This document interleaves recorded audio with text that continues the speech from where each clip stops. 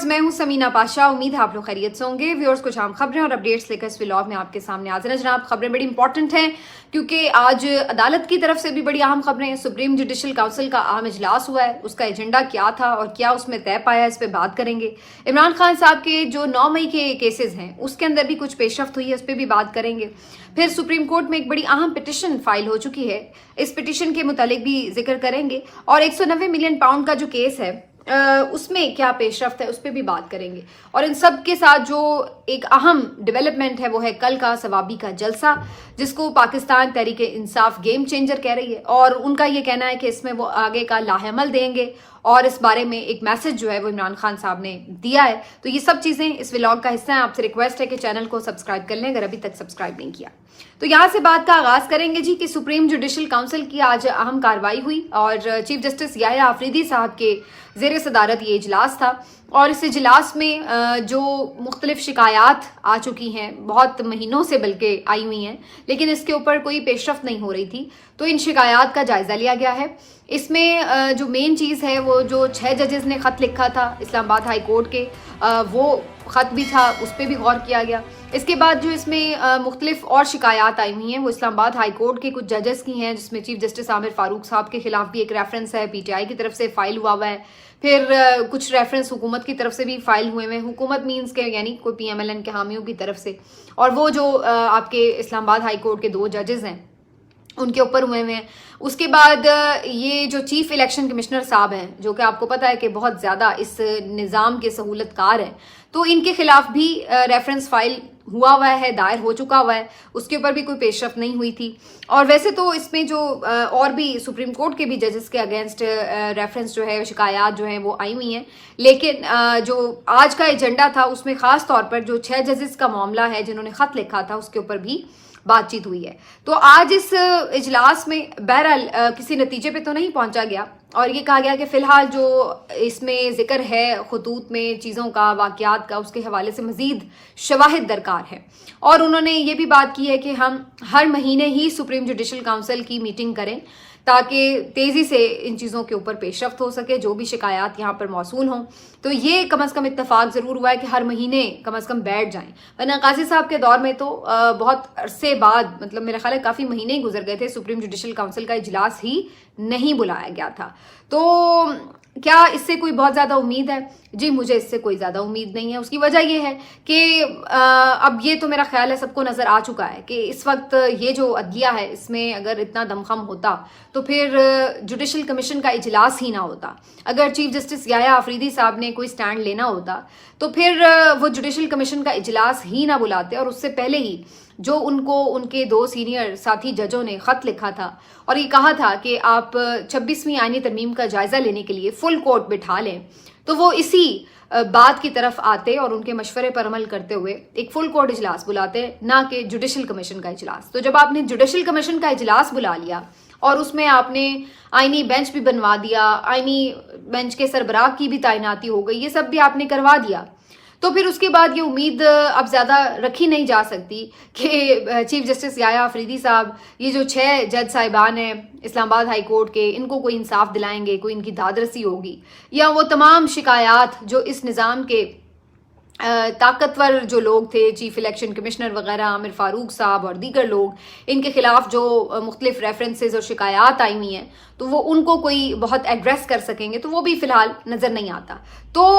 ये ठीक है कि उन्होंने इजलास बुलाया, ये भी ठीक है कि उन्होंने पहले भी कुछ ऐसे इकदाम लिए आते साथ जो ऑप्टिक्स के हिसाब से तो बहुत अच्छे थे, लेकिन वो कोई इतने डिसाइसिव नहीं थे। डिसाइसिव यही हो सकता था कि वो फुल कोर्ट बुला के एक आईनी तरमीम का बेंच वहीं पे बनवाते और उसके ऊपर पहले आईनी तरमीम का फैसला होता और उसके बाद आगे देखा जाता कि उस तरमीम के तहत आगे जो चीज़ें हैं, जुडिशल कमीशन की जो तश्कील में चेंजेस लाए गए थे, जो उससे आगे आईनी बेंच के मामला थे, वो सब फिर बाद की बात होती।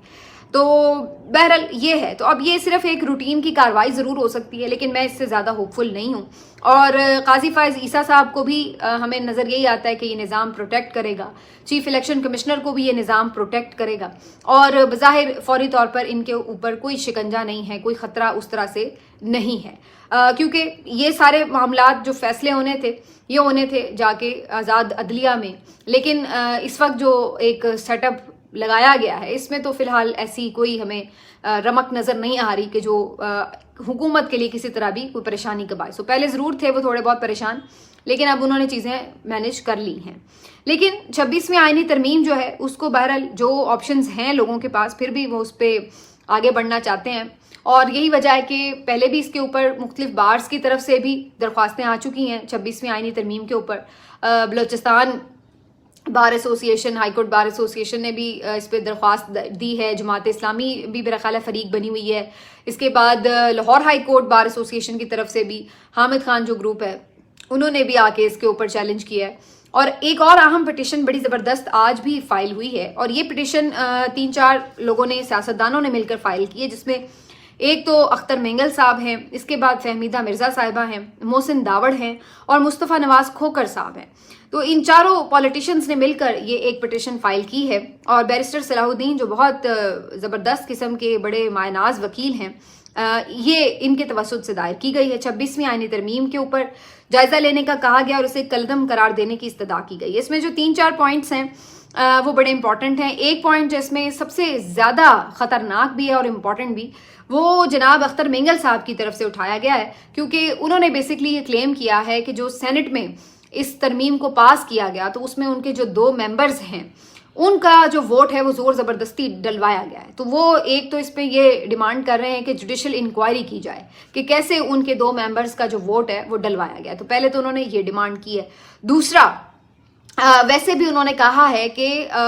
کیونکہ سینٹ میں اگر آپ نمبر گیم دیکھیں تو صرف 1 ووٹ کی اکثریت سے یہ ترمیم پاس ہوئی تھی، تو اس کا مطلب ہے کہ اگر 2 ووٹ اختر مینگل صاحب کی جماعت کے جو ڈلوائے گئے ہیں اگر وہ نہ ڈلتے تو پھر یہ ترمیم سینٹ سے پاس نہیں ہو پاتی. تو اسی بات کو بھی چیلنج اس کے ساتھ کیا گیا ہے کہ اس چیز کا جائزہ لیا جائے کہ پھر کیا ان کے ساتھ زور زبردستی کر کے ان کے یہ ووٹ ڈلوائے گئے ہیں، اور اگر ایسا کچھ ثابت ہوتا ہے تو پھر تو آٹومیٹکلی اس کا جو پروسیس ہے وہ سارا ہی کویسچنیبل ہو جائے گا، بلکہ میرا خیال ہے اس کے بعد یہ ٹک نہیں سکے گا، کیونکہ کسی بھی جگہ کسی بھی ملک کی جمہوریت میں ایسا نہیں ہو سکتا کہ کسی کے ساتھ زبردستی کر کے آپ ترمیم کروا رہے ہوں. یہ کسی جمہوریت کی روح نہیں ہے، بہرحال نہ یہ کوئی جمہوریت کا حسن ہے. تو بہرحال ایک پوائنٹ تو اس میں یہ ہے. دوسرا یہ بھی پوائنٹ اٹھایا گیا کہ سینٹ نامکمل ہے، خیبر پختونخوا کی نمائندگی اس میں نہیں ہے، اور اس نامکمل سینٹ میں ہی یہ ترمیم پاس کر لی گئی ہے. اس کے علاوہ یہ بھی اس میں نقطہ اٹھایا گیا ہے کہ اجلت بہت دکھائی گئی ہے. اس طرح جو ایک طریقہ کار ہے کہ بحث ہو، لوگ اس کے اوپر کھل کے ڈیبیٹ کریں، اور جو ایک آئینی اور جمہوری طریقہ کار ہے، سینٹ کے جو رولز ہیں وہ بھی یہ کہتے ہیں کہ اس کے اوپر آپ کو ڈیبیٹ کرنی ہے، لیکن وہ بھی کچھ نہیں ہوا اور آنن فانن یہ جس طریقے سے پاس ہوئی، تو اس کو بھی چیلنج کیا گیا. اور جو آخری بات ہے وہ یہ کہ جو آئینی ڈھانچہ ہے اس سے متصادم ہے اور اس وجہ سے اس کو کالعدم قرار دیا جائے. تو یہ 4 پوائنٹس بڑے اہم ہیں جو اس آئینی پٹیشن میں جو ہے بتائے گئے ہیں. اور اس کو جو دائر کرنے والے لوگ ہیں، اب آپ دیکھیے کہ جو اختر مینگل صاحب ہیں وہ تو آپ کو پتہ ہے خود اپنی پارٹی کے حوالے سے اس میں موقف لے رہے ہیں، تو ان کا موقف بھی بڑا جاندار ہے اس حوالے سے. ظاہری سی بات ہے کہ ان کے 2 ممبرز تھے وہ، اور ایک ممبر سے تو انہوں نے پھر بعد ازاں استعفیٰ بھی لے لیا. اور جس طرح وہ لائے گئے تھے ویسے دونوں ممبرز سینٹ میں، وہ ساری چیز ہی آٹومیٹکلی کافی اس کو سسپیشیس بناتی ہے. اس کے بعد فہمیدہ مرزا صاحبہ، محسن داوڑ اور پھر مصطفیٰ نواز کھوکر صاحب، تو یہ اچھی شہرت کے حامل مصطفیٰ نواز کھوکر صاحب ہیں، خود بھی سینیٹر رہ چکے ہیں. تو یہ اب بہرحال چیزیں جو ہیں اب دیکھتے ہیں، یہ بھی ایک درخواست دائر ہو گئی ہے، اس کا کیا فیوچر ہوتا ہے. لیکن ان تمام درخواستوں پر بھی بینچ تو آئینی بینچ ہی ہے جس میں یہ درخواست جائے گی. تو اس وقت جو آئینی بینچ ہے، جس طرح کی اس کی کانسٹیٹیوشن ہے، اس سے بہت زیادہ کوئی امید تو نہیں ہے. لیکن بہرحال جب چیزیں ڈسکشن میں جاتی ہیں، لائیو آپ کی سماعتیں ہوتی ہیں، تو شاید بہت زیادہ دھوکہ دینا یا کوئی آنکھوں میں دھول جھونکنا یا بالکل دلائل کے برعکس فیصلہ دینا اتنا بھی آسان نہ ہو. تو یہ دیکھنا ہوگا کہ آگے چل کے کیا اس آئینی بینچ سے اس کے اوپر فیصلہ آتا ہے. بہرحال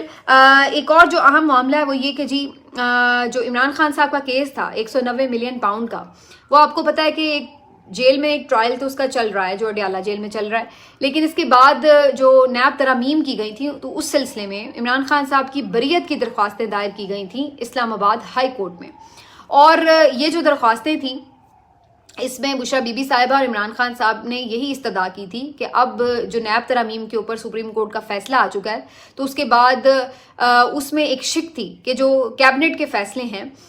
उसके ऊपर ये जो सारा मामला है इसका असर नहीं होगा और नैब उसके ऊपर अमल दरामद उस तरीके से कोई केस नहीं बना सकती जिसको कैबिनेट ने तहफ़्फ़ुज़ दिया हो। तो इस वजह से इस केस को अब डिस्चार्ज किया जाए, इसको बरी किया जाए दोनों मुल्ज़िमान को। लेकिन इस मामले के ऊपर हाई कोर्ट में 2-4 समाअतें ज़रूर हुई हैं, लेकिन अल्टीमेटली हाई कोर्ट ने इसके ऊपर खुद फैसला नहीं किया, बल्कि दोबारा ये केस जो है वो ट्रायल कोर्ट में भेजा है और वहाँ पे उन्होंने ये कहा है कि पहले मेरिट पे फैसला करने के बजाय पहले आप बरीयत की जो दरख्वास्त है उसके ऊपर डायरेक्ट फैसला कर लें। ये काफ़ी हद तक अब वो मेरा ख्याल है कुछ थोड़ा बहुत दायरा इख्तियार वाला भी मामला आ जाता है कि ये फिर आप शुरू में जैसे पॉइंट पे चले जाते हैं कि ये क्या केस की मेंटेनेबिलिटी भी है या नहीं है, तो ये वहाँ पे बात चली जाती है। तो इसलिए हाई कोर्ट ने बस डायरेक्शंस दी हैं कि जी पहले इस पॉइंट पे आप फैसला कर लें, अगर तो इसी पॉइंट पे ये बात तय हो जाती है कि जी इसमें ये आ ही नहीं सकता तो फिर तो बाकी आगे की कार्रवाई की ज़रूरत ही नहीं रहती। लेकिन अगर कोर्ट इस नतीजे पे पहुंचती है, जो कि पहुंच जाएगी यकीनन, कि जी बिल्कुल हम जायज़ा लेंगे फिर भी, तो उस सूरत में जो है वो फिर आगे केस का मेरिट जो है वो डिस्कस होता है और फिर उसके ऊपर फैसला आता है। और अब जो हमें खबर आ रही है कि जो अडयाला जेल में कार्रवाई चल रही थी उसके मुताबिक इमरान खान साहब और बुशरा बीबी साहिबा को जो आखिरी कार्रवाइयाँ होती हैं उनमें एक कार्रवाई होती है कि 342 का सवालनामा जो है वो दिया जाता है जिसको जवाब देने होते हैं मुल्ज़िमान ने। तो इसके ऊपर कोई करीब 79 या 80 के करीब सवालात हैं और इनके जवाबात जो हैं ये दोनों जमा करवाएंगे और फिर जो आखिरी प्रोसीडिंग्स हैं वही हैं। जैसे मैंने आपको कुछ दिन पहले ये कहा था कि मुझे बज़ाहिर ये नज़र आ रहा है कि अगर इमरान खान साहब की बाकी केसेस में ज़मानतें हो जाती हैं तो उस सूरत में इस केस में सज़ा सुना दी जाएगी और फिर इस तरह से वो जेल में ही रहेंगे। तो इस बात का कभी इम्कान है, लेकिन अगर इस केस में इमरान खान का सज़ा सुनाई जाती है तो फिर बुशरा बीबी साहिबा भी इसका मतलब है कि दोबारा अरेस्ट हो सकती है क्योंकि वो भी इसमें शरीक मुल्ज़िम हैं। लेकिन अभी इसमें चंद दिन बाकी हैं। बज़ाहिर ये लग रहा है कि जब तोशा खाना का ज़मानत का फैसला होगा तो उसके बाद ही या उसके आसपास ही अलकादर ट्रस्ट केस में सज़ा सुनाई जा सकती है। और इसी वजह से इमरान खान साहब इस बात पे बिलीव करते हैं कि ये तो खुद जो सिस्टम है, जो पूरा यानी अदलिया का सेटअप है, वो बेचारा खुद ही अंडर प्रेशर है और वो कौन सा बेचारे कोई बड़े मेरिट पे जाके फैसले कर रहे हैं। इस बात का अंदाज़ा आप इस बात से भी लगा लीजिए कि जो 9 मई के मुख्तलिफ केसेस थे इमरान खान साहब के ऊपर, कोई 12 केसेस के अंदर इमरान खान साहब को जिस्मानी रिमांड पर गिरफ्तार किया गया था, गिरफ्तारी डाली गई थी। और उसके बाद, ये मैं कुछ महीने पहले की बात कर रही हूँ, उसके बाद जो लाहौर हाई कोर्ट के 2 मुअज़्ज़ज़ जज साहिबान थे उनकी तरफ से ये जो इमरान खान साहब का जिस्मानी रिमांड था उसको कलअदम करार दे दिया गया था। और वो कार्रवाई बड़ी स्ट्रॉन्ग थी, शायद आपको याद हो, उसमें जो रिमार्क्स थे वो बड़े हैरान कुन थे जज साहिबान की तरफ से। एक तरह तो उन्होंने पूरा का पूरा केस ही उड़ा दिया था क्योंकि वो तो कह रहे थे आपके पास तो किसी तरह का कोई एविडेंस ही नहीं है, ये ट्विटर की ट्वीट्स आप दिखा रहे हैं हमें, ये एविडेंस होता है। वैसे तो उन ट्वीट्स में भी कोई खास बात नहीं थी, लेकिन अदरवाइज उनके पास कोई एविडेंस नहीं था कि जी वो फलां जब मीटिंग हो रही थी, इमरान खान साहब जब ये पूरी प्लानिंग कर रहे थे तो जी वो फलां जो थाने का कांस्टेबल था वो वहाँ खड़ा हुआ था ज़ुबान पार्क के अंदर और उसने सुन लिया। तो मैं इस तरह की बेवकूफ़ाना सी चीज़ें थी और इसकी बुनियाद के ऊपर जिस्मानी रिमांड दिया हुआ था, जिसके बाद जो लाहौर हाई कोर्ट थी उसने इस जिस्मानी रिमांड को कलअदम करार देकर इमरान खान साहब को जुडिशल कर दिया था। जब कोई शख्स जुडिशल रिमांड पर चला जाता है तो फिर उसके बाद उसकी ज़मानत अप्लाई की जा सकती है। तो इमरान खान साहब की इन 12 केसों में ज़मानतें अप्लाई की गई थी। इन 12 केसेस में से आज इमरान खान साहब के 4 केसेस के ऊपर ज़मानत दे दी गई है। तो ये भी आज की एक अहम पेशरफ्त है कि 9 मई के 4 मुकदमात में इमरान खान साहब की बहरहाल ज़मानत हो गई है, लेकिन याद रखिए कि अभी बाकी जो 8 मुकदमात हैं उनमें ज़मानत बाकी है और उनमें अभी तक इमरान खान साहब गिरफ्तार हैं। पहले उसमें भी ज़मानत होगी, तोशा खाना में भी ज़मानत होगी, तो फिर इमरान खान साहब की रिहाई जो है वो अमल में आ सकेगी, जो मैं आपको अदालती तौर पर, कानूनी कार्रवाई के तौर पर बता रही हूँ। लेकिन असल कहानी क्या है? असल कहानी यह है कि इमरान खान साहब की क्या वाकई जो रिहाई है वो इस तरह अदालती कार्रवाइयों की मनहूने मिन्नत है, या इमरान खान साहब की जो इस वक्त उम्मीद है वो क्या है? تو اس کا سیدھا سیدھا جواب یہ ہے کہ اب پی ٹی آئی بہت کھلے طریقے سے یہ بات کر رہی ہے کہ عمران خان کی رہائی کا فیصلہ اب سڑکوں پر ہوگا. آپ عمران خان کو سن لیں, آپ علیمہ خان کو سن لیں, آپ سلمان اکرم راجہ کو سن لیں, آپ علی امین گنڈا پور کو سن لیں, یہ تمام لوگ آپ کو یہی بات کہتے نظر آ رہے ہیں کہ عمران خان کا جو رہا ہونا ہے وہ اس کا فیصلہ جو ہے وہ سڑکوں پر ہوگا. اس کا فیصلہ اس بات پہ ہوگا کہ کتنی بڑی تعداد میں لوگ باہر نکلتے ہیں, اور لوگ باہر نکلیں گے عدلیہ کی آزادی کے لیے, اور پھر آزاد عدلیہ اس حق میں فیصلے کرنے میں آزاد ہوگی کہ عمران خان کو باہر رکھنا ہے یا جیل میں رکھنا ہے. اور واقعی اگر کوئی میرٹ پر ان کے اوپر چیز ثابت ہوتی ہے تو وہ جیل میں ہوں گے, اور اگر نہیں ثابت ہوتی تو کم از کم وہ رہا ہو سکیں گے. لیکن ابھی تک جو ہم چیز ایک پریکٹس میں دیکھ رہے ہیں کہ اگر کوئی رہائی ہوتی ہے تو دوبارہ کسی اور کیس میں پکڑ لو, نئے نئے کیس نکل آتے ہیں, اور عجیب و غریب قسم کے مقدمات صرف عمران خان ہی نہیں دیگر پی ٹی آئی جو ممبرز ہیں ان کے اوپر بھی اسی طرح کے بنائے جا رہے ہیں. ابھی یہ پچھلے دنوں اعظم سواتی صاحب کے ساتھ بھی یہی ہوا ہے. اتنی مشکل سے ان کا ریمانڈ وغیرہ ختم ہوا ہائی کورٹ میں جا کے, اور بڑی ڈانٹ پڑی کہ جی کس طرح کی چیزوں کے اوپر ریمانڈ دیا ہوا ہے. لیکن ہوا کیا, جب ان کی رہائی کا آرڈر ہوا تو نئے مقدمے میں انہیں پکڑ لیا گیا. تو یہ تو ایک ہمیں نارمل پریکٹس نظر آتی ہے. اس دن میں پڑھ رہی تھی کہیں کہ ایون زرتاج گل صاحبہ پہ بھی ایک بھینس چوری یا پتہ نہیں کوئی اس طرح کا گائے چوری کا بھی الزام ہے. تو اس طرح کی تو چیزیں بنائی ہوئی ہیں. فواد چودھری صاحب پہ بھی اس قسم کے مقدمات ہیں کہ صوفہ چوری کر لیا, کھاد کی بوری چوری کر لی. تو ایسے آپ کوئی بھی کیس بنا کے پھر کسی کو بھی بندے کو پکڑ سکتے ہیں. تو جب آپ اس نہج پر آ جائیں کہ آپ نے صحیح یا غلط بس آپ کہتے ہیں کہ اس کو ہم نے پھنسانا ہے, تو اس طرح کا کوئی کر لے, تو جب آپ کا سسٹم اس چیز کے لیے باقاعدہ یوز بھی ہو جائے, اس کو آپ اس طرح استعمال کر سکیں, تو پھر سب سے پہلے تو ضروری یہ امر ہے کہ آپ کو اس سسٹم کے لیے, اس کی اسٹرینتھ کے لیے, اس کی آزادی کے لیے کام کرنا ہے. تو عمران خان صاحب نے آج علیمہ خان صاحبہ کے تھرو جو میسج بھی بھیجا وہ یہی ہے کہ آپ نے میری رہائی کے لیے نہیں باہر نکلنا, آپ نے قانون کی حکمرانی کے لیے باہر نکلنا ہے, آپ نے عدلیہ کی آزادی کے لیے باہر نکلنا ہے. اور یہ صرف عمران خان کا مسئلہ نہیں ہے. عمران خان آج ہے, کل شاید نہیں بھی ہوگا, لیکن اگر یہ سسٹم اس طرح چلتا رہا تو آپ کے اور ہمارے بچوں نے اسی سسٹم میں رہنا ہے.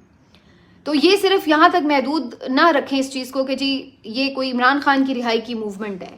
لیکن ہم نے اپنے اداروں کو اس طرح مضبوط کرنا ہے کہ کل عمران خان ہو یا کوئی بھی اور ہو نہ ہو, لیکن جو عوام یہاں پہ رہتے ہیں ان کو اس سسٹم پہ اعتماد ہو,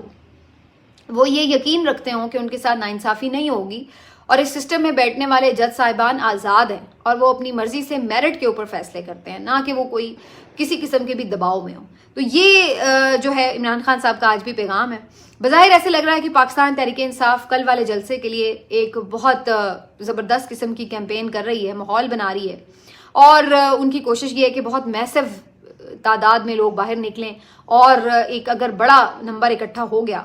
تو اس کے بعد حکومت کو اس بڑے نمبر سے ہی پتہ لگ جائے گا کہ آگے کا جو لاہ عمل ہے, چاہے وہ کوئی لانگ مارچ کی صورت میں ہو, جو بھی وہ اناؤنسمنٹ اب کل انہوں نے کرنی ہے,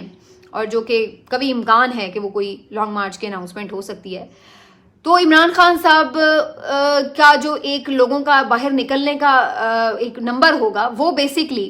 حکومت کو یہ میسج جائے گا کہ اب یہ پبلک جو ہے وہ رکنے والی ہے یا نہیں ہے. تو اس لیے یہ ایک بڑی تعداد جو ہے کل نکالنا چاہتے ہیں. کتنے کامیاب ہوتے ہیں یا نہیں اس کا فیصلہ تو خیر کل ہی ہوگا, لیکن اب علی امین گنڈا پور بھی جو ہے دوبارہ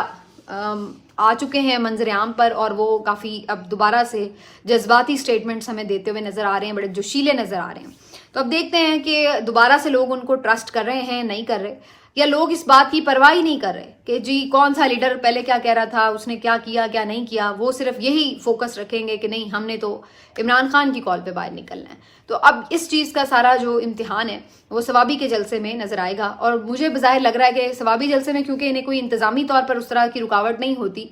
کے پی کے اندر آتا ہے یہ علاقہ, تو اس وجہ سے یہاں پر یہ ایک اچھا بڑا کراؤڈ نکالنے میں کامیاب ہو سکتے ہیں. ملتے ہیں آپ سے اگلے ولاگ میں, اپنا خیال رکھیے, اللہ.